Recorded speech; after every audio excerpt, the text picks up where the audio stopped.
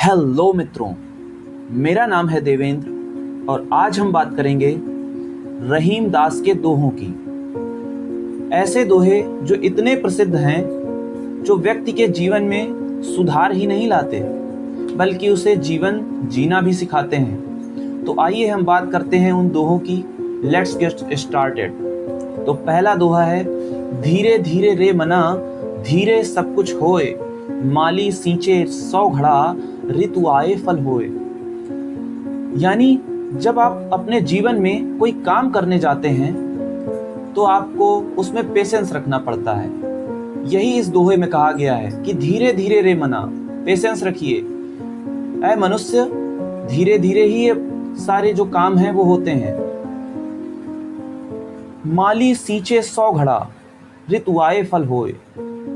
कोई माली है, वो प्रतिदिन किसी पौधे को पानी डाल रहा है, लेकिन जब ऋतु आती है, जब उसका सीजन आता है, जब समय आता है, उसी समय में ही वो वृक्ष फल देता है। चाहे आप जितना वर्क कर लीजिए, इसका मतलब ये है आपको एक टाइम देने के बाद ही उसका रिजल्ट मिलेगा। इसलिए सही काम करते जाइए। तो मित्रों, अगला दोहा है, वाणी ऐसी बोलिए मन का आपा खोए, औरन को शीतल करे आपहु शीतल होए। रहीम दास जी ये बताना चाहते हैं कि हमें अपनी वाणी को मधुर रखना चाहिए और जिसमें घमंड ना हो, जो दूसरों को शीतल करे, दूसरे को प्रसन्न करे। दूसरे को आप प्रसन्न करेंगे तो आप भी प्रसन्न होंगे। अगर आप कहीं ऐसी जगह जाते हैं जहाँ पर पानी ही पानी है तो आपको भी ठंडक महसूस होगी। अगर आप किसी ऐसी जगह में जाते हैं कि जहाँ पर आग है तो वहाँ पर भी आपको आग महसूस होगी। तो वो ये बताना चाहते हैं कि ऐसी वाणी बोलिए जिससे दूसरों को भी शीतलता महसूस हो और उससे आप भी शीतल हो सकते हैं, प्रसन्न हो सकते हैं। जैसे कि कौवे और कोयल का एग्जाम्पल है।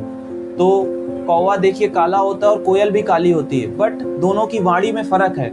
कौवे की जो आवाज़ होती है वो हमारे दिल को ठेस पहुंचाने वाली होती है, लेकिन जो कोयल होती है वो इतना मीठा बोलती है कि उसकी आवाज़ को सुनने के लिए बिल्कुल एकाग्रचित्त हो जाते हैं लोग। तो आप अपनी वाणी को मधुर बनाइए। इसमें ये रहीम दास जी संदेश दे रहे हैं। तो मित्रों, अब बात करते हैं तीसरे दोहे की, जो मुझे बेहद पसंद है।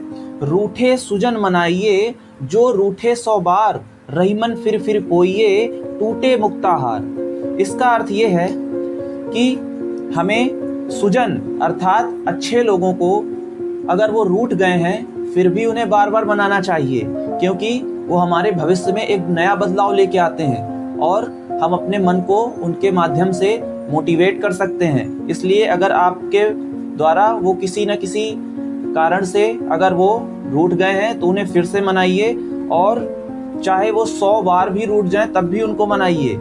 रहीमन फिर पोइए टूटे मुक्ताहार। जिस प्रकार से मोती की माला बार बार अगर टूट जाए तो बार बार उसे पुह करके फिर से नया तैयार किया जा सकता है, ऐसे ही अच्छे लोगों को मनाइए और अपने जीवन में नया बदलाव लेके आइए। ये रहीम दास जी हमें नया संदेश दे रहे हैं इस दोहे के माध्यम से।